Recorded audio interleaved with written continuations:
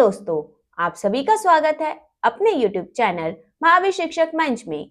जैसा कि आप सभी लोग जानते हैं, हमारी एनसीईआरटी सीरीज चल रही है, जो कि आपके सारे ही एग्जाम के लिए बहुत ज्यादा इंपॉर्टेंट है। चाहे वो आपका सीटेट जुलाई में जो भी पेपर आने वाला है वो हो, या आपका जो है DSSS हो, या आपका BPSC TRE 4 हो, या SSC हो, या फिर आप UPSC हो गए, हमारे PCS लेवल की जो एग्जाम हो गए, जो स्टेट PCS होते हैं वो हो गए, या फिर BPSC जो है वो हो गए, या फिर आपके जो है HTET सुपर टेट, कोई भी आपका एग्जाम हो जिसमें आपका जो है पॉलिटिकल साइंस पूछा जाता है, ज्योग्राफी पूछा जाता है, या फिर आपका हिस्ट्री पूछा जाता है, तो उसमें जो है आपके मैक्सिमम क्वेश्चन जो आते हैं वो किस में से आते हैं, वो एनसीईआरटी में से ही आते हैं। तो इसलिए मैं आप लोगों के लिए एनसीईआरटी सीरीज लेके आई हूँ, ताकि जो है आपके मैक्सिमम नंबर ऑफ क्वेश्चन जो है वो करेक्ट हो सके। तो आज जो है आप लोगों को पता है हम क्लास 6 की पॉलिटिकल साइंस को स्टार्ट करने वाले हैं। आपको पता है ये क्लास 6 की जो हमारी हिस्ट्री थी वो हमने कंप्लीट करवा दी है। साथ ही साथ आपकी जो है क्लास 6 की ज्योग्राफी भी कंप्लीट हो चुकी है।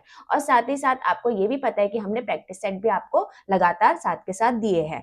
3 या 2 जो है चैप्टर हम कंप्लीट करते थे, 4 चैप्टर कंप्लीट करते थे, उसके बाद आपके लिए प्रैक्टिस सेट आते थे, मिक्स क्वेश्चन होते थे। वो 3-4 चैप्टर के जो है मिक्स क्वेश्चन उसमें हुआ करते थे। तो आपको ये बात अच्छे से पता है कि मैंने आपके लिए जो है अच्छे से आपको तैयारी करवाई है। आपको जो है पहले मैंने कॉन्सेप्ट समझाया है, उसके बाद मैं आप लोगों के लिए प्रैक्टिस सेट भी लाया करती थी। तो आप लोगों को मुझे उम्मीद है कि आप लोगों ने जो है अच्छे से वो चीज़ समझी होगी।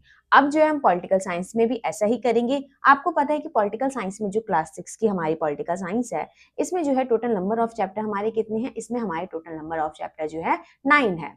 तो हम क्या करेंगे, 3-3 में डिवाइड कर देंगे। पहले वीक में हम 3 चैप्टर्स कंप्लीट करेंगे, सेकंड वीक में हम 3 चैप्टर्स कंप्लीट करेंगे, और थर्ड वीक में हम 3 चैप्टर्स कंप्लीट करेंगे। तो आपको पता है कॉन्सेप्ट करने के लिए हमारा होता है मंडे, ट्यूसडे और वेडनेसडे। ये डेज हमने डिसाइड किए हुए हैं। 3 कॉन्सेप्ट आपके करवाए जाएंगे, 3 चैप्टर्स आपको इसमें करवाए जाएंगे। उसके बाद जो है आपका थर्सडे, फ्राइडे एंड सैटरडे को जो है इन तीनों ही चैप्टर के जो है मिक्स क्वेश्चन क्या इसमें आया करेंगे। प्रैक्टिस सेट आपके होते हैं 3 प्रैक्टिस सेट, उसके बाद आएंगे। सेम ऐसे ही इसमें भी होगा, इसमें भी होगा। ऐसे ही इस वाले वीक और लास्ट वाले वीक जो हमारा होगा उसमें भी यही सेम चीज हमारी चलेगी। तो मुझे उम्मीद है आपको ये चीज अच्छे से समझ आ गई होगी। तो अगर आपको जो है ज्योग्राफी का आपको कॉन्सेप्ट वीडियो देखना है तो मैंने प्लेलिस्ट अलग से बनाई है। कॉन्सेप्ट वीडियो की जो है मैंने अलग से प्लेलिस्ट बनाई है। मैंने ऐसे लिखा हुआ है क्लास 6 की जो है ज्योग्राफी, क्लास 6 ज्योग्राफी कॉन्सेप्ट और क्लास 6 ज्योग्राफी प्रैक्टिस सेट। इस तरीके से मैंने अलग अलग फोल्डर बनाए हुए आप लोगों के लिए, ताकि आपको जो है आसानी से आपको मिल सके। तो ऐसे ही सेम जो है आपका हिस्ट्री में भी ऐसे ही सेम चीज आपकी थी। तो आप जो है जाइए चैनल पे देखिए कि आपको जो है अच्छे से कॉन्सेप्ट समझ में आ जाए, तो आप चैनल पे जाके आप देख सकते हैं प्लेलिस्ट में। तो आज का जो है हमारा आज का चैप्टर है विविधता की समझ। तो आज हमारा चैप्टर नंबर 1 है विविधता की समझ। इसमें आपको विविधता के बारे में यानी कि डाइवर्सिटी के बारे में आपको समझाया जाएगा। यहाँ पे आप देख सकते हैं ये क्या है, समीर 1 समीर 2 जो है इसकी कहानी आपको यहाँ पे बताई जाएगी। और यहाँ पे जो है डिफरेंट टाइप्स ऑफ हमारे फेस्टिवल होते हैं इंडिया में, डिफरेंट टाइप्स ऑफ जो है हमारी लैंग्वेजेस हैं इंडिया में। आपको विविधता इसमें देखने को मिल रही है कि हमारी कितनी सारी जो है लैंग्वेजेस, आपको 1600 प्लस लैंग्वेजेस ऐसी है जो सिर्फ मातृभाषा है लोगों की। मातृभाषा के तौर पे आप देखेंगे तो 1600 प्लस हमारे इंडिया में लैंग्वेजेस है। 8 मुख्य धर्म इंडिया में है, जो हमारे पूरे वर्ल्ड में जो है 8 मुख्य धर्म माने जाते हैं। तो उनके अनुयायी जो है हमारे यहाँ पे भी रहते हैं। इसमें मैंने फोटो जो है 4 वाली लगाई है, बट वैसे 8 है यहाँ पे। और आपको अलग अलग प्रकार के व्यंजन देखने को मिलेंगे, फूड देखने को मिलेंगे। आपको इसमें लद्दाख के बारे में, केरल के बारे में, जो उनकी भौगोलिक स्थिति के बारे में आपको इस चैप्टर में समझाया जाएगा। और इनके बारे में भी आपको समझाया जाएगा। ये है थॉमस स्मिथ, तो ये इनका क्या मतलब इसमें रोल रहा है वो भी आपको आगे बताऊंगी मैं। और हमारे जो है जवाहरलाल नेहरू, इनकी एक पुस्तक थी, तो उसके अंदर भी जो है डाइवर्सिटी के बारे में बताया हुआ था।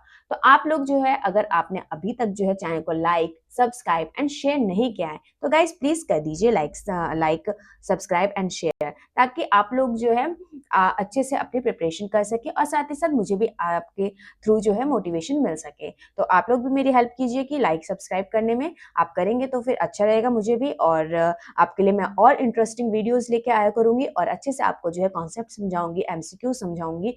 तो इसलिए चैनल को लाइक, सब्सक्राइब एंड शेयर करना ना भूलें, और साथ ही साथ बेल आइकन दबा दीजिएगा, ताकि आपको जो है नेक्स्ट वीडियो की अपडेट अच्छे से मिल जाए। आज हमारी क्लास 1 है पॉलिटिकल साइंस क्लास 6 की।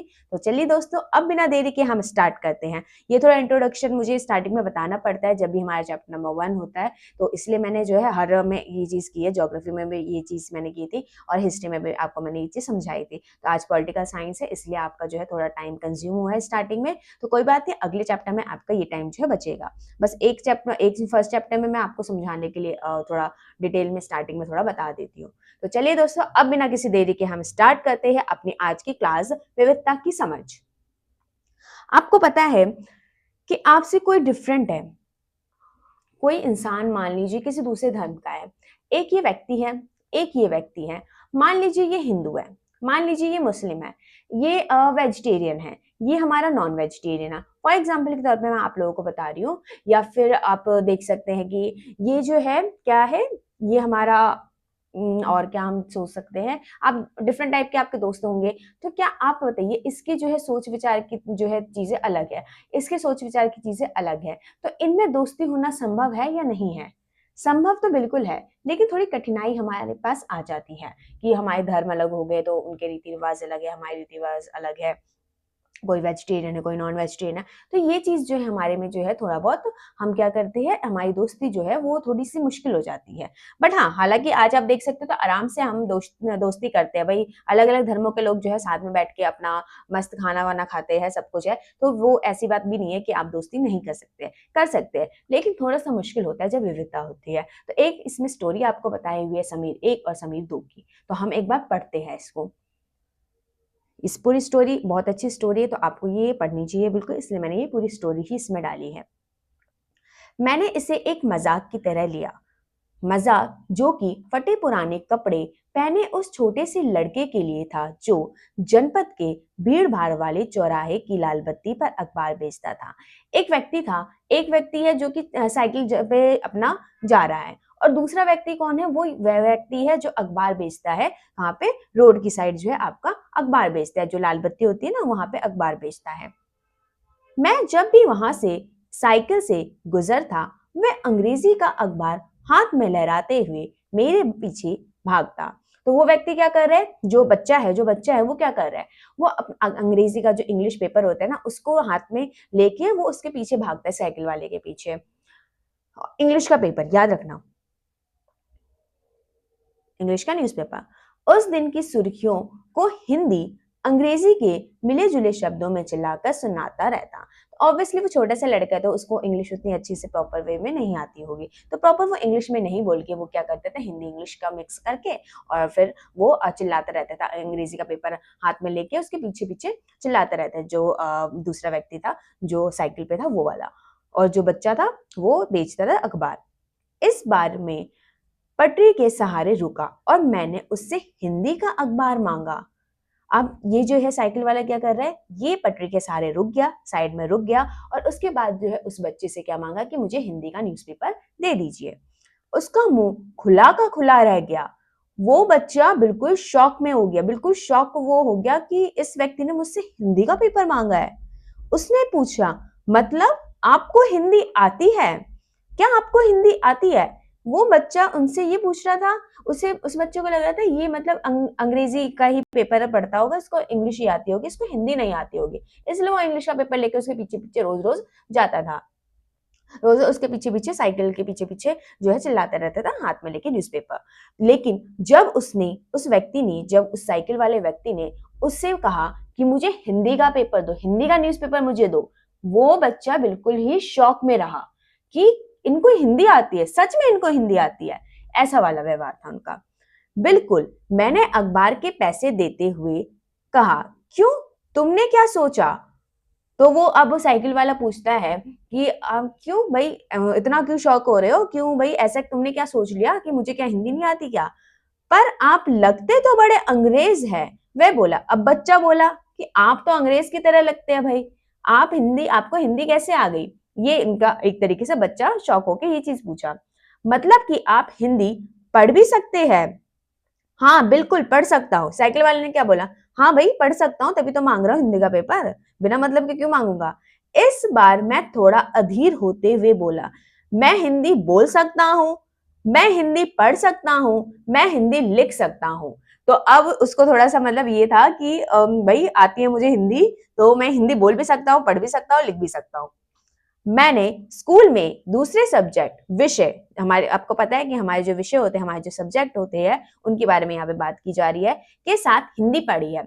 आपको पता है कि आप अगर क्लास 6 में है, कोई बच्चा क्लास 6 में फॉर एग्जाम्पल के तौर में, तो उससे के भी सब्जेक्ट रहे होंगे, हिंदी, इंग्लिश, मैथ्स, एसएसटी और हमारे साइंस, ये सारे हमारे सब्जेक्ट रहते हैं। तो उसने भी यही कहा, साइकिल वाले ने कहा कि हाँ मुझे हिंदी आती है। क्यों क्यों आती है? क्योंकि मेरे पास जो है स्कूल में बाकी सब्जेक्ट के साथ साथ हिंदी भी थी, तो हिंदी मैं पढ़ भी सकता हूँ, बोल भी सकता हूँ, लिख भी सकता हूँ। अब बच्चे ने पूछा सब्जेक्ट, उसका मतलब ये क्वेश्चन था सब्जेक्ट क्या होता है।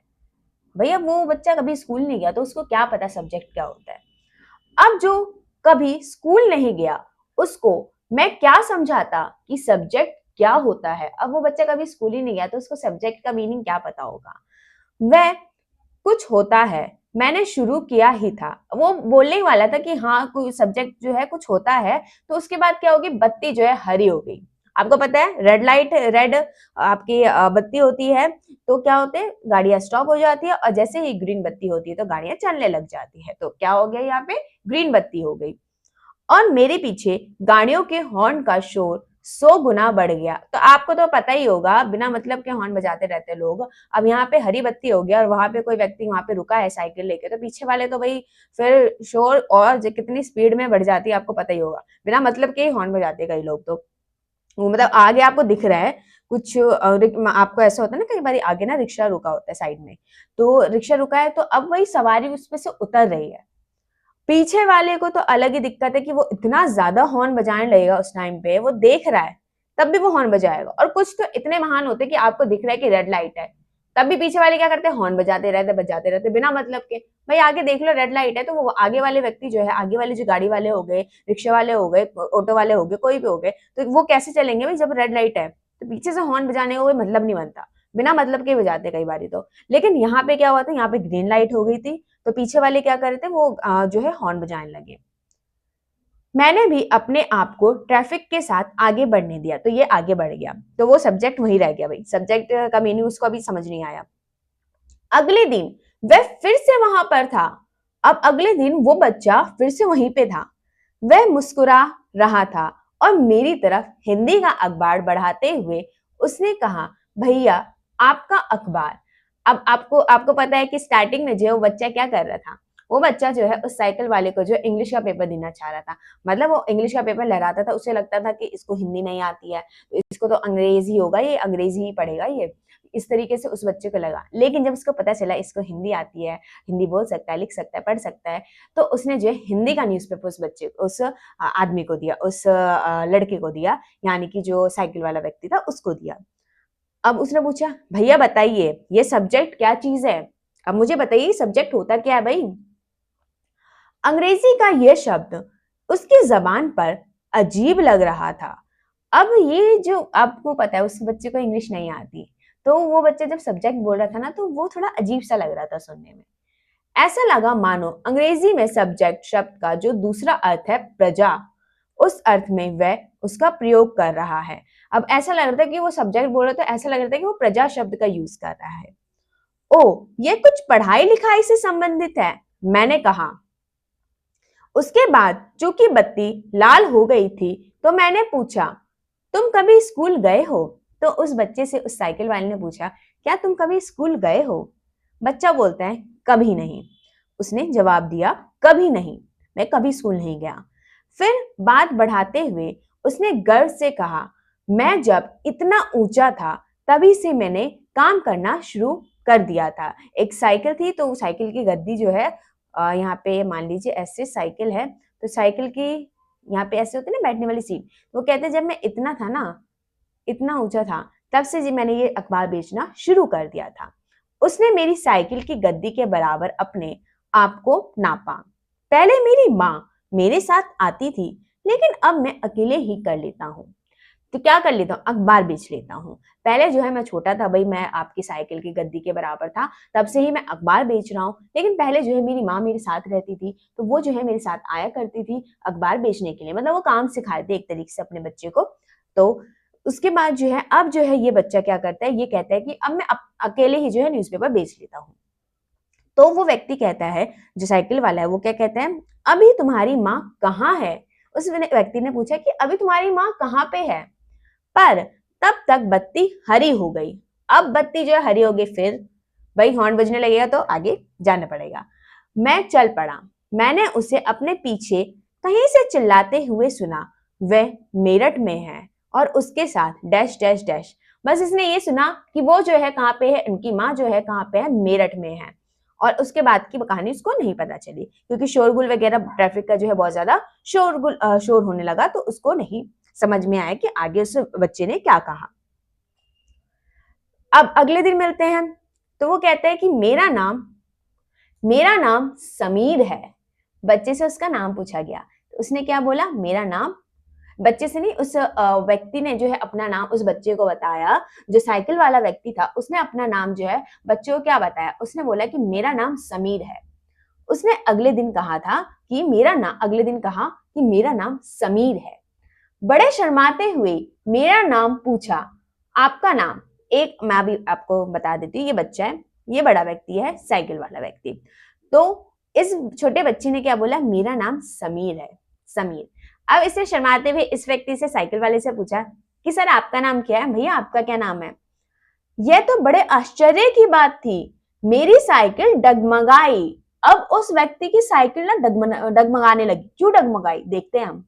मेरा नाम भी समीर है। उस साइकिल वाले ने बोला कि अरे यार भाई, मेरा भी तो नाम समीर ही है, इसलिए उसकी साइकिल डगमगाई थी। क्या? उसकी आंखें एकदम से चमक उठी। हाँ, मैंने मुस्कुराते हुए कहा।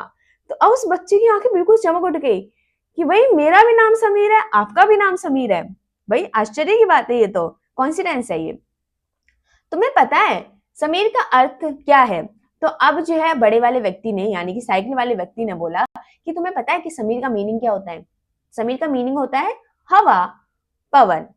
समीर का अर्थ होता है हवा या पवन। और पवन पुत्र कौन है जानते हो ना? हनुमान। हनुमान जी को हम क्या बोलते हैं? पवन पुत्र हनुमान। आपको पता ही है। तो समीर का अर्थ होता है पवन, हवा।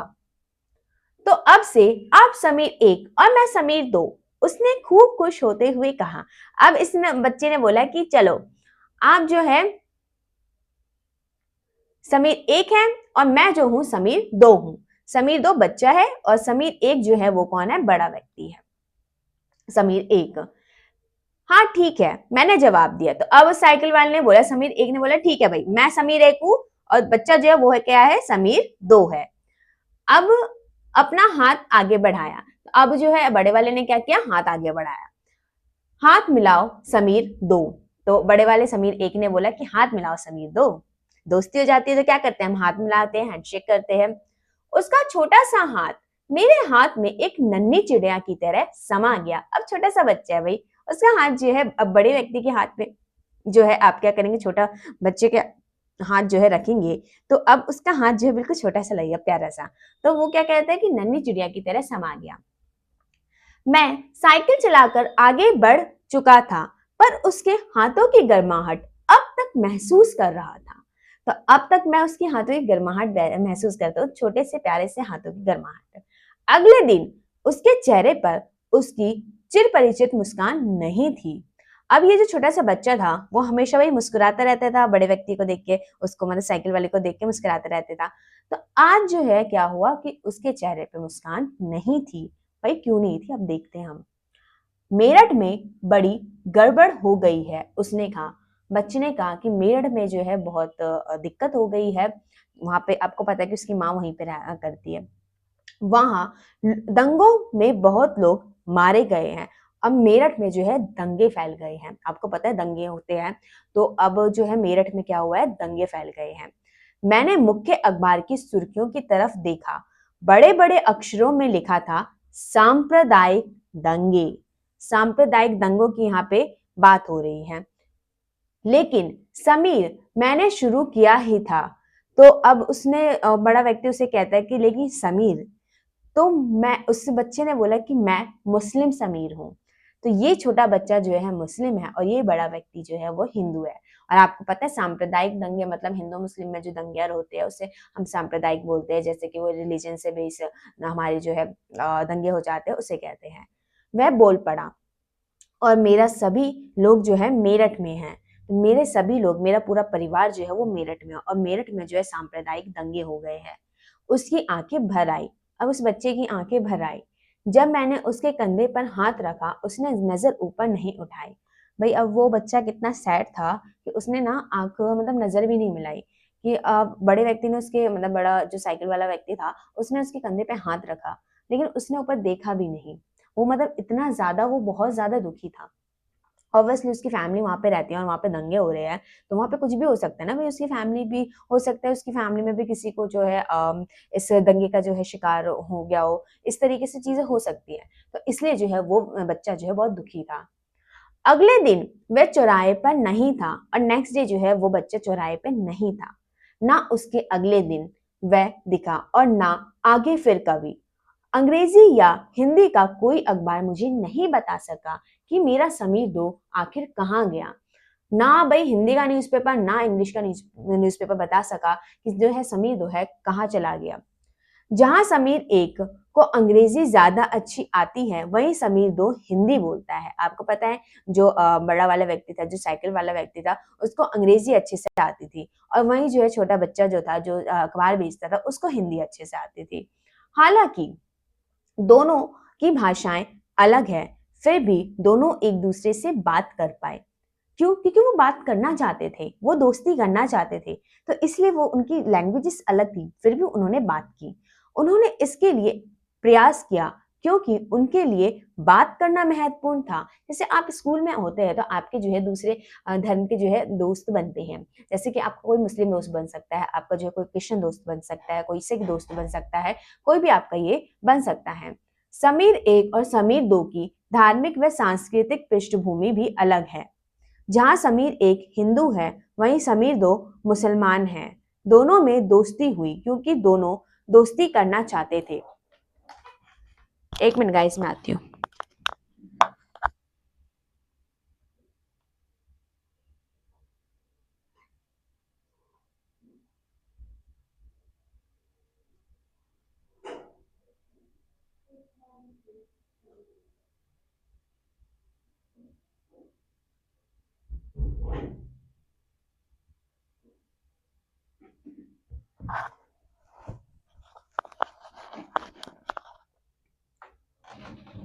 सॉरी दोस्तों, हम आगे की कहानी को कंटिन्यू करते हैं अब।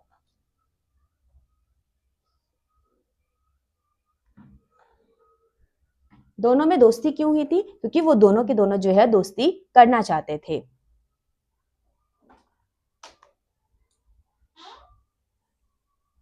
खान पान, पहनावा, धर्म, भाषा आदि की ये भिन्नताएं विविधता के पहलू है।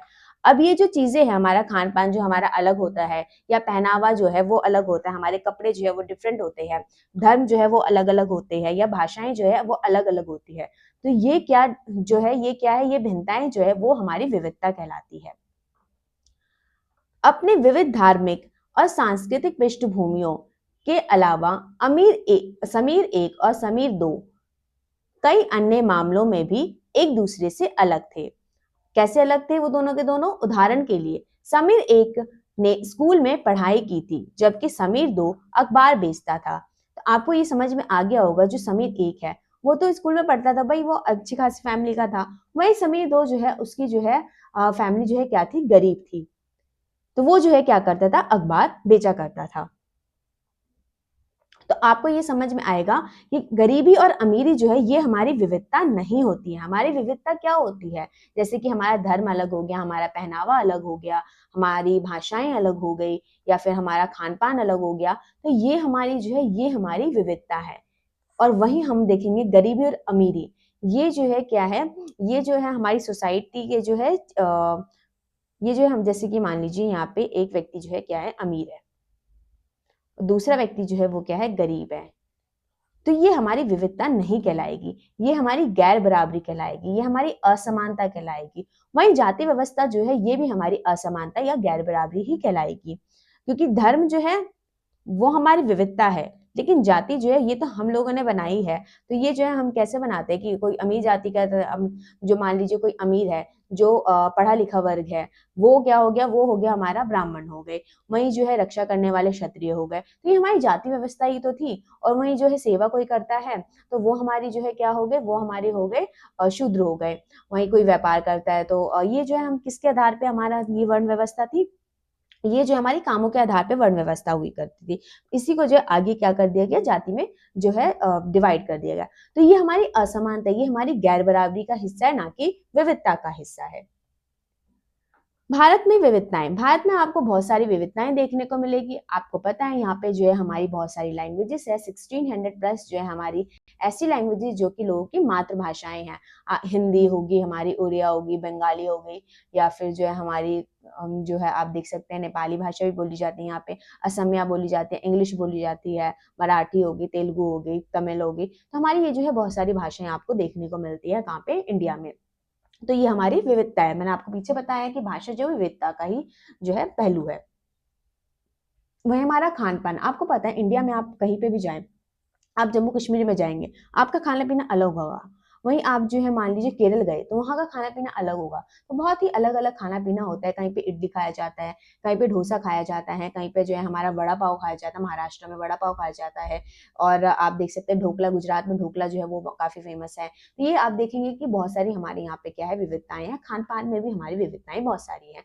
यहाँ पे जो आप देखेंगे धर्म, अलग अलग धर्म के लोग यहाँ पे रहते हैं। दुनिया में जो 8 मुख्य धर्म है, और 8 मुख्य धर्म जो हमारे है वो जो है हमारे इंडिया में आप लोगों को उनके अनुयायी यानी कि उनको जो है फॉलो करने वाले लोग आपको यहाँ पे मिल जाएंगे। वहीं हम अलग अलग फेस्टिवल बनाते हैं।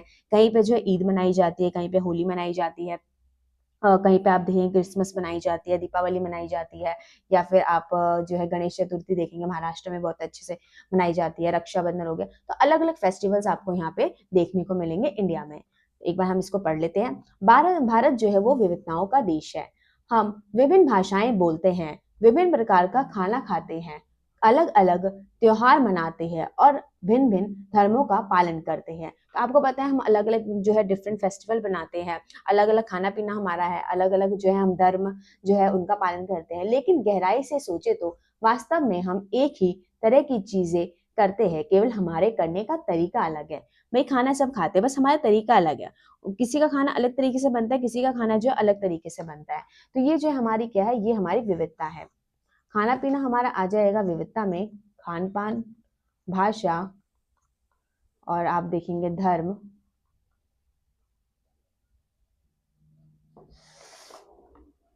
फेस्टिवल, ये क्या है, हमारी विविधता है। वही गरीबी और अमीरी जो थी वो हमारी असमानता थी। जाति व्यवस्था जो थी वो हमारी असमानता थी। हम विविधता को कैसे समझें? करीब 200 वर्ष पहले जब रेल, हवाई जहाज, बस और कार हमारे जीवन का हिस्सा नहीं थी। तो आपको पता है पहले जो है हमारे जीवन में जो है आप देखेंगे रेलवे नहीं थी, भाई रेल लाइन नहीं थी, हवाई जहाज हमारे नहीं थे, बस नहीं थी, कार नहीं थी, कुछ भी नहीं था भाई। तो कैसे लोग यात्रा करते थे? एक जगह से दूसरी जगह तो तब भी जाया करते थे लोग। तो यात्राएं कैसे करते थे? वो पानी के जहाज के द्वारा करते थे, घोड़ों के द्वारा, ऊंटों के द्वारा, या फिर वो पैदल ही जो है चलकर जाया करते थे। लेकिन एक जगह से दूसरी जगह वो जाया करते थे। अक्सर ये यात्राएं, अब आप ही बताइए, एक व्यक्ति जो है यहाँ से जो है मान लीजिए इंडिया से जो है वो चला गया यूएस से चला गया। क्यों गया ये व्यक्ति इंडिया से यूएस से?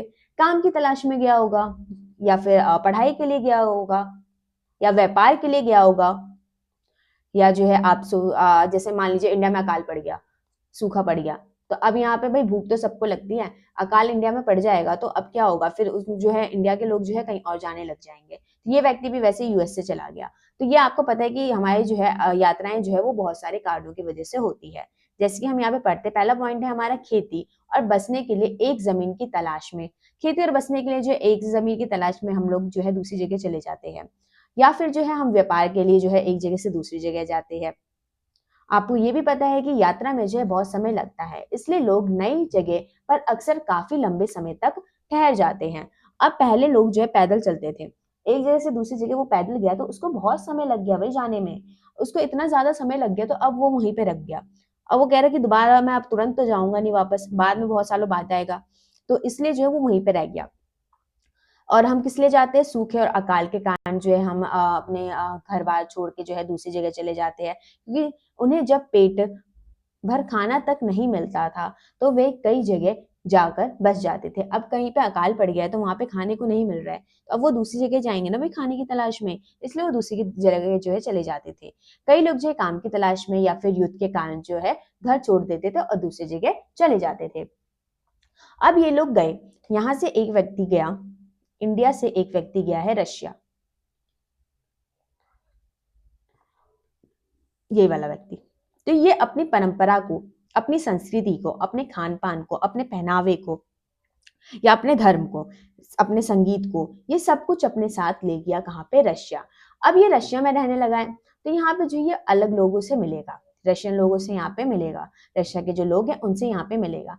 तो ये उनकी संस्कृति को जो है वो इनकी संस्कृति को देखेगा, समझेगा, उनको भी थोड़ा बहुत फॉलो करने लगेगा। और वहीं वहाँ पे जो लोग हैं जो इससे वार्तालाप करे, जो इससे बातें कर रहे हैं, तो वो इसकी भाषा को जो है वो थोड़ा बहुत सीखने लग जाएँगे, थोड़ा बहुत जो है इनके धर्म को जानने लग जाएँगे, इनकी संस्कृति को जानने लग जाएँगे। कौन-सा ये गाना गाता है उसको थोड़ा बहुत समझने लग जाएँगे। तो ये जो है क्या हो रहा है यहाँ पे संस्कृति का आदान-प्रदान हो रहा है। एक संस्कृति का दूसरी संस्कृति के से आदान-प्रदान हो रहा है। तो अब यहाँ पे जो है क्या हो जाएगा मिक्स जो है हमारे संस्कृति, मिली-जुली संस्कृति जो है वो यहाँ पे उभरती हुई आप लोगों को देखने को मिलेगी। यहाँ पे वही चीज़ लिखी हुई है। लोग जब नई जगह में बसना शुरू करते थे, तो उनके रहन-सहन में थोड़ा बदलाव आ जाता था। कुछ चीज़ें वे नई जगह की अपना लेते थे और कुछ चीज़ों में वे पुराने ढर्रे पर ही चलते रहते थे। अब जो है लोग इतना आना-जाना कर रहे हैं, रहन-सहन कर रहे हैं, वहाँ पे रहने लग गए, तो वहाँ पे जो है कुछ चीज़ें जो है वो न वहाँ के लोगों की जो है चीज़ें अपना लेंगे और कुछ चीज़ें जो है अपनी ही पुरानी चीज़ें वो चलाते रहेंगे। इस तरह उनकी भाषा, भोजन, संगीत, धर्म आदि जो है नए और पुराने का मिश्रण हो जाता था और मिली-जुली संस्कृति जो है वो उभरती थी। भौगोलिक स्थिति, भौगोलिक स्थिति के कारण भी जो है हमारी संस्कृति में जो है वो चेंजेस आपको देखने को मिलते हैं। उनके खान-पान में जो है हमारे भौगोलिक तौर पे जो है देखने को मिलता है। विविधता उत्पन्न होती है, भौगोलिक स्थिति से भी हमें क्या मिलती है? विविधता देखने को मिलती है। उदाहरण, समुद्र के पास रहने में और पहाड़ी इलाके में रहने में बड़ा फ़र्क है। ना केवल वहाँ के लोगों के कपड़ों और खान-पान की आदतों में फ़र्क होगा, बल्कि जिस तरह का काम वह करेंगे, वह भी अलग होगा। अब कोई समुद्र के किनारे रह रहा है, भाई वो मछली वगैरह पकड़ रहा होगा। अब कोई पहाड़ी इलाके में रह रहा है, वहाँ पे ठंड ज़्यादा होगी, तो ऊनी कपड़े पड़ेंगे, ऊनी कपड़े जो है वो पहनेंगे और समुद्र वाली साइड क्या करेंगे, वो जो है वहाँ का जो है टेम्परेचर जो रहता है वो मॉडरेट रहता है, मीडियम रहता है। तो वहाँ पे जो है ना आपको बहुत ज़्यादा ऊनी कपड़े देखने को मिलेंगे, ना बहुत ही बिल्कुल ही हाफ शर्ट, इस तरीके से मीडियम जो है वहाँ पे कपड़े वहाँ पे पहनते हैं। पहाड़ी इलाके में जो है ज़्यादा ठंड होती है, तो वहाँ पे जो है क्या होगा, वहाँ पे जो वो प्रॉपर फुल बाजू के कपड़े पहनेंगे, ऊनी कपड़े जो है वो पहनेंगे, गर्म कपड़े जो होते हैं वो पहनेंगे। अब मान लीजिए कोई एक व्यक्ति है, जो आपका वेस्ट बंगाल में रहता है। वहीं पे आप मानिए एक व्यक्ति है जो कि आपका हरियाणा साइड में रहता है। अब हरियाणा में देखेंगे तो यहाँ पे जो है मोस्टली जो है क्या होता है, यहाँ पे वेजिटेरियन लोग होते हैं और यहाँ पे जो है नॉन वेजिटेरियन लोग होते हैं। क्यों? यहाँ पे आपको पता है समुद्र के किनारे हमारा वेस्ट बंगाल है, तो यहाँ पे मछलियाँ ज़्यादा खाई जाती है। क्यों? वहाँ पे मछलियाँ मिल जाती है भाई।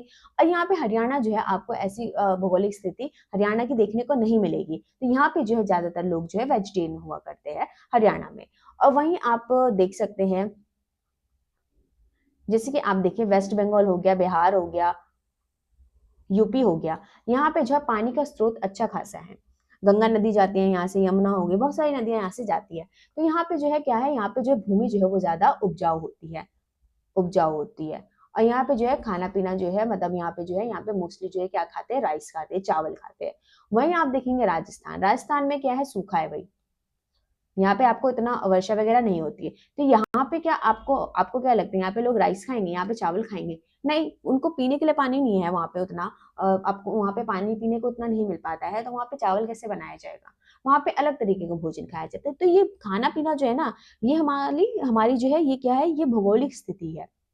तो हमारी जो है विविधता भी जो आपको देखने को मिलेगी, भौगोलिक स्थिति के कारण हमारी विविधता देखने को मिलती है। अब हम बात करते हैं लद्दाख की। लद्दाख कहाँ पे हमारा, आप लोगों को पता है जम्मू कश्मीर के पूर्वी हिस्से में जो है हमारी पहाड़ियों में बसा एक रेगिस्तानी इलाका है। ये रेगिस्तान जो है ठंडा रेगिस्तान है, गर्म वाला नहीं है, ठंडा रेगिस्तान। ये आपको पता है जम्मू कश्मीर के कहाँ पे, पूर्वी हिस्से में, यानी कि ईस्ट वाले हिस्से में है। जैसे कि यहाँ पे हमारा ये बनता है, तो ये जो है हमारा ईस्ट साइड है, ये हमारा वेस्ट साइड है। तो हमारा जम्मू कश्मीर इधर हो जाएगा, जम्मू कश्मीर, ये हमारा क्या हो जाता है, लद्दाख हो जाता है। तो ये हमारे ईस्ट में जम्मू कश्मीर के, और ये क्या है, ठंडा रेगिस्तान है। पीने के पानी के लिए लोग गर्मी के महीनों में पिघलने वाली बर्फ पर निर्भर करते हैं। यहाँ पे जो है क्या करते हैं, पानी पीने के लिए जो है नहीं इतना होता है, तो यहाँ पे गर्मी जब पड़ती है तो वहाँ पे बर्फ पिघलती है, तो उसके माध्यम से जो है इनको पीने का पानी मिलता है। यहाँ पे आपको पता है बारिश जो है वो क्या होती है, कम होती है। बारिश क्या हमारी कम होती है, तो यहाँ पे खेती और पेड़ वगैरह उतने ज्यादा नहीं होंगे, तो यहाँ पे खेती पेड़ भी आपको कम देखने को मिलेंगे। और बर्फ से ये पूरा का पूरा जो एरिया है ढका हुआ है, लद्दाख वाला एरिया। यहाँ पे आप देख सकते हैं लद्दाख है, कितना सुंदर लग रहा है यहाँ पे लद्दाख, पूरा बर्फ ही बर्फ है यहाँ पे। यहाँ के लोग एक खास किस्म की बकरी पालते हैं जिससे पश्मीना ऊन मिलता है। यह ऊन कीमती है, इसलिए पश्मीना शॉल बड़ी महंगी होती है। ये हमारी क्या है, पश्मीना शॉल है, पश्मीना शॉल। और ये हमारी क्या है, वो बकरी है जिससे ये ऊन मिलता है। ये गर्म होती है, अच्छी खासी गर्म होती है, बहुत महंगी होती है, बहुत अच्छी होती है, बहुत सुंदर होती है। लद्दाख के लोग बड़ी सावधानी से इस ऊन को इकट्ठा करके कश्मीर के व्यापारियों को बेच देते हैं। मुख्यतः कश्मीर में ही पश्मीना शॉल बुनी जाती है। पश्मीना शॉल जो है बुनी कहाँ जाती है, ये बुनी जाती कश्मीर में है, लेकिन वहाँ पे जो बकरी होती है ना, पश्मीना बकरी जो है वो लद्दाख में मिलते हैं। तो लद्दाख के लोग जो है उसका ऊन जो है उतार के जो है कश्मीरी व्यापारियों को दे दिया करते हैं। यहाँ के लोग जो है दूध से बने पदार्थ जैसे मक्खन, चीज एवं मांस खाते हैं। यहाँ पे लोग क्या खाते हैं, मक्खन खाते हैं, चीज खाते हैं, मांस खाते हैं। हर एक परिवार के लिए कुछ गाय, बकरी और याक होती है। याक आप लोगों को बहुत देखने को मिलेगी लद्दाख वाली साइड में, तो यहाँ पे जो गाय, बकरी और याक भी आप लोगों को देखने को मिलता है। रेगिस्तान होने का यह मतलब नहीं कि व्यापारी यहाँ आने के लिए आकर्षित नहीं है। ये नहीं है कि यहाँ पे रेगिस्तान है तो मतलब ये सुंदर ही नहीं है, भाई बहुत सुंदर ठंडा रेगिस्तान है ये। तो यहाँ पे व्यापारी जो पर्यटक होते हैं, जो हमारे पर्यटक है वो भी आते हैं, और साथ ही साथ जो व्यापारी होते हैं वो भी यहाँ पे आते हैं। क्यों आते हैं, पश्मीना जो है ऊन लेने के लिए आते होंगे, और भी चीजों के लिए यहाँ पे आया करते होंगे। लद्दाख तो व्यापार के लिए एक अच्छा रास्ता माना गया, क्योंकि यहाँ कई घाटियां हैं जिनसे गुजर कर मध्य एशिया के काफिले उस इलाके में पहुंचते थे जिसे आज तिब्बत कहते हैं। ये है हमारा लद्दाख, यहाँ से जो है तिब्बत जाने का रास्ता इजीली हो जाता था, तो यहाँ पे व्यापारी जो है वो आते थे। ये आपको तिब्बत यहाँ पे देखने को मिल रहा है। इस पे अधिकार किसने कर लिया, चाइना ने कर लिया है। पहले ये तिब्बत जो है अलग कंट्री हुआ करता था। ये काफिले अपने साथ मसाले, कच्चा रेशम, दरिया आदि लेकर चलते थे। अब ये जो व्यापारी थे, ये जो काफिले थे व्यापारियों के, तो ये मसाले, कच्चा रेशम ये सब लेके चलते थे। लद्दाख के रास्ते ही बौद्ध धर्म जो है तिब्बत पहुंचा। अब इसी लद्दाख के रास्ते जो है क्या हुआ है, बौद्ध धर्म जो है वो तिब्बत में। आपको दलाई लामा आपने सुना होगा, धार्मिक गुरु है ना इनके, बौद्ध धर्म के। तो दलाई लामा जो है आपको तिब्बत में देखने को मिलते हैं। तो इन लद्दाख के थ्रू जो है सारा का सारा बौद्ध धर्म जो है कहाँ गया, तिब्बत गया है। लद्दाख को क्या कहा जाता है, छोटा तिब्बत कहा जाता है। छोटा तिब्बत किसे कहा जाता है, लद्दाख। याद रखना है आप लोगों को, छोटा तिब्बत किसे कहते हैं, लद्दाख को कहते हैं। करीब 400 साल पहले यहाँ पर लोगों का इस्लाम धर्म से परिचित हुआ, और अब यहाँ पे अच्छी खासी संख्या में क्या रहते हैं, मुस्लिम रहते हैं। पहले यहाँ पे जो है आपको बौद्ध धर्म के जो है आपको फॉलो करने वाले मिलते थे, और बाद में जो है यहाँ पे मुस्लिम लोग आपको ज्यादा देखने को मिलेंगे।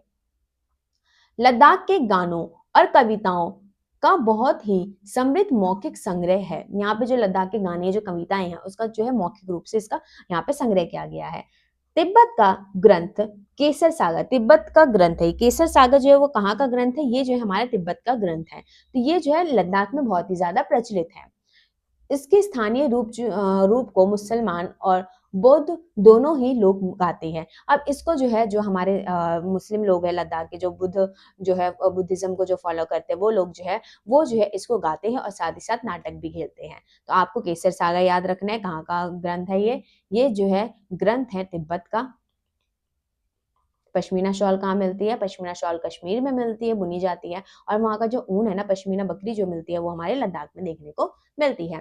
नेक्स्ट हम पढ़ते हैं केरल के बारे में। केरल यहाँ पे आपको देखने को मिल रहा है। केरल में जो है वास्को डी गामा आते हैं, ये सब आपने पढ़ा ही होगा।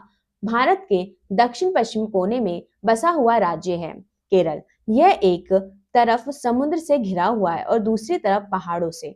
यहाँ पे आपको पहाड़ दिखेंगे और यहाँ पे जो हमारा अरब सागर देखने को मिलता है। क्या मिलता है यहाँ पे? अरब सागर। एक तरफ अरब सागर से, एक तरफ पहाड़ों से। इन पहाड़ियों पर विविध प्रकार के मसाले जैसे काली मिर्च, लौंग, इलायची आदि उगाए जाते हैं। तो यहाँ पे जो है आप लोगों को काली मिर्च बहुत ज्यादा देखने को मिलती है, लौंग मिलती है और इलायची देखने को मिलती है। इन मसालों के कारण यह क्षेत्र व्यापारियों के लिए बहुत ही आकर्षक बना।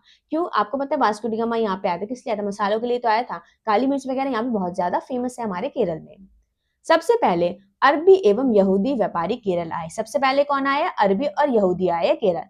ऐसा माना जाता है कि ईसा मसीह के धर्म दूत जो है सेंट थॉमस जो है लगभग 2000 साल पहले जो है यहाँ आए थे। ये है हमारे सेंट थॉमस, ये जो है 2000 साल पहले यहाँ पे आए थे और यहाँ पे जो भारत में ईसाई धर्म का उनको लाने का श्रेय जो है इन्हीं को जाता है, सेंट थॉमस को। सेंट थॉमस कहाँ आए थे? केरल आए थे। सबसे पहले अरबी और यहूदी आए हैं, उसके बाद 2000 साल पहले जो है हमारे आते ईसा मसीह के ही धर्म दूत थे ये। उनके दूत माने जाते हैं हमारे किसके? ईसा मसीह के, सेंट थॉमस। और ये जो है ईसाई धर्म, भारत में ईसाई धर्म जो लाने का श्रेय इन्हीं को जाता है। अरब से कई व्यापारी यहाँ आकर बस गए। इब्न बतूता ने जो करीब 700 साल पहले यहाँ आए, उसने यात्रा वृत्तांत में मुसलमानों के जीवन का विवरण देते हुए लिखा है कि मुसलमान समुदाय की यहाँ बड़ी इज्जत थी। कहाँ पे? केरल में। केरल में जो है, क्योंकि अरब आवासी जो है यहाँ पे आए थे, तो यहाँ पे काफी ज्यादा इज्जत थी मुसलमानों के लिए केरल वाली साइड में। किसने लिखा है? इब्न बतूता ने लिखा है, जो कि खुद मोरक्को से आया था। वास्को डिगामा पानी के जहाज वास्को डिगामा पानी के जहाज से यहाँ पहुंचे तो पुर्तगालियों ने यूरोप से भारत तक समुद्र का रास्ता जो है जाना। यहाँ से वास्को डिगामा जो है कहाँ से आया था? पुर्तगाल से आया था। तो वास्को डिगामा जो मसालों के लिए यहाँ पे आया था, मसाले का व्यापार करने के लिए। केरल के लोग जो है विभिन्न धर्मों का पालन करते हैं, जिनमें यहूदी, इस्लाम, ईसाई, हिंदू, बौद्ध धर्म शामिल है। आपको पता है यहाँ पे अरबी लोग आए, यहाँ पे यहूदी लोग आए, यहाँ पे जो है इस्लाम आया, यहाँ पे जो है आपको सेंट थॉमस आपको देखने को मिलते हैं। ये सब आए तो यहाँ पे जो है आपको विभिन्न धर्म देखने को मिलते हैं हमारे केरल वाले एरिया में। चीन के व्यापारी भी केरल आए, चाइना के व्यापारी भी यहाँ पे आए थे। यहाँ पर मछली पकड़ने के लिए जो जाल इस्तेमाल किया जाता है वह चीनी जालों से हूबहू मिलता है। ये वाला जाल है, इसी को हम क्या बोलते हैं? चीना वल्ला। चीना वल्ला हम कहते हैं इस जालों को। तो ये चाइना से ही हमारा आया है यहाँ पे, मतलब यहाँ पे व्यापारी यहाँ के आए होंगे। तलने के लिए लोग जो बर्तन इस्तेमाल करते हैं उसे चीना चट्टी कहते हैं। ये बर्तन है, देख सकते हो कितनी चिकनी सी इसकी परत है। चीना चट्टी कहते हैं इसे। ये भी आपको पता है चीन शब्द यहाँ पे भी आ रहा है, चीन शब्द यहाँ पे भी आ रहा है। तो इसी से हमें पता चल रहा है कि ये चाइना से ही हमारा रिलेशन जो था उस टाइम पे था केरल का, जिसने चीन शब्द इस बात की ओर इशारा करता है कि उसकी उत्पत्ति कहाँ हुई होगी। केरल की उपजाऊ जमीन और जलवायु चावल की खेती के लिए बहुत उपयुक्त है और वहाँ के अधिकतर लोग मछली, साज और चावल खाते हैं। भाई यहाँ पे मछली वगैरह आपको बहुत देखने को मिलेंगे और चावल भी आपको देखने को मिलेगा। केरल और लद्दाख की जो है भौगोलिक स्थितियां जो है एक दूसरे से बिल्कुल अलग है। भौगोलिक स्थिति यहाँ पे क्या है? बहुत ही ज्यादा डिफरेंट है। वहीं दोनों क्षेत्रों के इतिहास में एक ही प्रकार की सांस्कृतिक प्रभाव है। आपको पता है वहां पे भी अरबी लोग आए थे, जो है अब चाइना के लोग आए थे वहां पे लद्दाख में भी, और आपको देखने को मिलेगा केरल में भी मिलते हैं। दोनों ही क्षेत्रों को चीन और अरब से आने वाले व्यापारियों ने प्रभावित किया। जहां केरल की भौगोलिक स्थिति ने मसालों की खेती संभव बनाई, वहीं लद्दाख की विशेष भौगोलिक स्थिति और ऊन ने व्यापारियों को अपनी ओर खींचा। इस तरह पता चलता है कि किसी भी क्षेत्र की सांस्कृतिक जीवन का उसके इतिहास और भूगोल से प्रायः गहरा रिश्ता होता है। तो आपको पता है इतिहास जो है हमारा वो बहुत ज्यादा इंपॉर्टेंट है, भूगोल भी बहुत ज्यादा इंपॉर्टेंट है, हमारी सांस्कृतिक जीवन पे प्रभाव डालता है। विविध सांस्कृतिक का प्रभाव केवल बीते हुए कल की बात नहीं है, बल्कि जो है वर्तमान की भी बात करता है। हर एक कदम के साथ हमारे सांस्कृतिक रीति रिवाज और जीने का तरीका जो है वो धीरे धीरे उस नए क्षेत्र का हिस्सा बन जाते हैं जहां हम पहुंचते हैं। आपको पता है एक व्यक्ति यहाँ से जब दूसरी जगह जाता है तो ये अपनी संस्कृति वगैरह को लेके जाता है, तो यहाँ पे जो है ये दूसरे लोगों से मिलता है, अपनी संस्कृति का आदान प्रदान करता है। वहाँ की चीजें सीखता है, अपनी चीजें भी वहाँ पे लोगों को सिखाता है। ठीक इसी तरह अपने पड़ोसी में हम अलग अलग समुदायों के लोगों के साथ रहते हैं। आपको पता है आपके पड़ोसी में जो है शायद मुस्लिम लोग रहते होंगे, शायद जो है क्रिश्चियन लोग भी रहते होंगे, सिख भी रहते होंगे, अलग अलग लोग आप लोगों को देखने को मिलेंगे। या फिर कोई केरल का होगा, कोई जो है राजस्थान का होगा, अलग अलग स्टेट के आपको देखने को मिलते हैं। अपने रोजमर्रा के जीवन में हम मिलजुल कर काम करते हैं और एक दूसरे के रीति रिवाज और परंपराओं में घुल मिल जाते हैं। तो ये क्या है, आपको पता है, एक व्यक्ति जो है ये हिंदू है, एक व्यक्ति आप देखेंगे क्रिश्चियन है। तो ये व्यक्ति जो है इसके भी फेस्टिवल मना रहा होगा, ये व्यक्ति इसके भी फेस्टिवल मना रहा होगा। तो ये चीजें होती है, तो हम जो है आपस में मिलजुल के रहते हैं, तो ये चीजें हमारी रीति रिवाज, जो हमारी परंपराएं हैं, वो घुल मिल जाती है। विविधता में एकता। आपको पता है हमारा जो देश है, हमारा जो भारत है, उसमें आपको बहुत सारी विविधताएं देखने को मिली है भारत देश में। और यहाँ पे जो है इसी में हमारी एकता भी बसी हुई है। भारत की विविधता या अनेकता को उसकी ताकत का स्रोत माना गया है। जब अंग्रेजों का भारत पर राज था तो विभिन्न धर्म, भाषा और क्षेत्र की महिलाओं और पुरुषों ने अंग्रेजों के खिलाफ मिलकर लड़ाई लड़ी। आपको पता है बहुत सारी लड़ाई लड़ी गई है, तो इसमें सारे ही धर्म के लोग हुआ करते थे, अलग अलग भाषा वाले बोलने वाले लोग होते थे, अलग अलग क्षेत्र के जो है महिला पुरुष हुआ करते थे। तो उन्होंने मिलजुल के ही तो लड़ाई लड़ी थी, किसके खिलाफ? अंग्रेजों के खिलाफ। अंग्रेजों ने हमें गुलाम बना के रखा था। भारत की स्वतंत्रता संग्राम में अलग अलग परिवेशों के लोग शामिल है। उन्होंने एकजुट होकर आंदोलन किए। क्या किए? उन्होंने आंदोलन किए, इकट्ठे जेल गए, अंग्रेजों का अलग अलग तरीके से विरोध किया। अंग्रेजों ने सोचा था कि वे भारत के लोगों में फूट डाल सकते हैं क्योंकि उनमें काफी विविधताएं हैं। तो ये चीज हुई भी थी कि फूट डाला गया था, बट धीरे धीरे जो है क्या हुआ, उस फूट को जो है हमने हटा दिया और जो है मिलजुल के जो है क्या किया, हमने आंदोलन किए, मिलजुल के हमने सभाएं की, हम जो है इकट्ठे जेल भी गए थे। सारे ही धर्मों के लोग जेल गए थे, सारे ही भाषा बोलने वाले लोग जो है जेल गए थे, अलग अलग क्षेत्र के लोग गए थे। तो मिलजुल के हमने काफी काम किया था, अंग्रेजों के अगेंस्ट आंदोलन किए थे काफी सारे। इस तरह उनका राज चलता रहेगा। उन्होंने ये सोचा कि अब हमारा राज चलता रहेगा क्योंकि यहाँ पे बहुत सारी विविधताएं हैं। मगर लोगों ने दिखा दिया कि वह एक दूसरे से चाहे कितने भी भिन्न हो, अंग्रेजों के खिलाफ लड़ी जाने वाली लड़ाई में वह सब एक है। ये क्या दिखाया गया? अंग्रेजों के अगेंस्ट जो है हम सारे के सारे एक है, चाहे वो किसी भी धर्म के लोग हो, तो हम सारे के सारे इंडियंस जो है वो क्या है, एक है। ये बात कही गई। नेक्स्ट, आपको ये पता होगी अनेकता में एकता जो है ये किसने कहा है? ये कहा है हमारे जवाहरलाल नेहरू ने। इनकी एक पुस्तक है भारत की खोज। क्या है? भारत की खोज। ये बुक का नाम आपको याद रखना है। भारत की खोज किसकी है? जवाहरलाल नेहरू द्वारा लिखी गई है।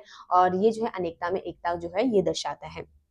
जवाहरलाल नेहरू ने अपनी किताब भारत की खोज में लिखा कि भारतीय एकता कोई बाहर से थोपी गई हुई चीज नहीं है। जो भारत की एकता है वो कोई बाहर से थोपी हुई चीज नहीं है, बल्कि ये बहुत गहरी है। क्या बोला है? ये बहुत ज्यादा गहरी है, ये बाहर से कोई चीज थोपी नहीं, हमारे ऊपर कोई चीज थोपनी दी गई है। ये जो हमारी एकता है वो थोपी नहीं गई है, जिसके अंदर अलग अलग तरह के विश्वास और प्रथाओं को स्वीकार करने की भावना है। तो हमने जो अलग अलग प्रथाओं को स्वीकार किया है, हमने अलग अलग विश्वासों को स्वीकार किया, अलग अलग धर्मों को स्वीकार किया है। इसमें विविधता को पहचाना और प्रोत्साहित किया जाता है। तो हमारे जो इंडिया में है क्या है, विविधता को पहचाना जाता है, प्रोत्साहित भी किया जाता है। एक दूसरे के जो हम त्योहार में बनाया करते हैं। ये नेहरू ही थे जिन्होंने भारत की विविधता का वर्णन करते हुए अनेकता में एकता का विचार हमें दिया। अनेकता में एकता का विचार किसने दिया है? जवाहरलाल नेहरू जी ने दिया। उनकी पुस्तक थी भारत की खोज। ये आपको याद रखनी है। तो आज का जो है हमारा चैप्टर 1 जो है वो कंप्लीट हो चुका है। कल जो है हम चैप्टर नंबर 2 करेंगे पॉलिटिकल साइंस का। तो thank you so much guys, thank you guys ये पूरी वीडियो देखने के लिए। अब जो है आप लोग जो है, अगर आपको वीडियो अच्छी लग रही है तो आप चैनल को लाइक, सब्सक्राइब एंड शेयर करना ना भूलें, और साथ ही साथ आप बेल आइकन भी दबा दीजिएगा ताकि जो है आपको नेक्स्ट वीडियो की जो अपडेट मिल सके। तो अब जो है हम नेक्स्ट चैप्टर नंबर 2 में आपको कल मिलूंगी मैं। तो जय हिंद दोस्तों। अब जो है हम नेक्स्ट वीडियो में मिलते हैं। तो जय हिंद दोस्तों, मिलते हैं नेक्स्ट वीडियो।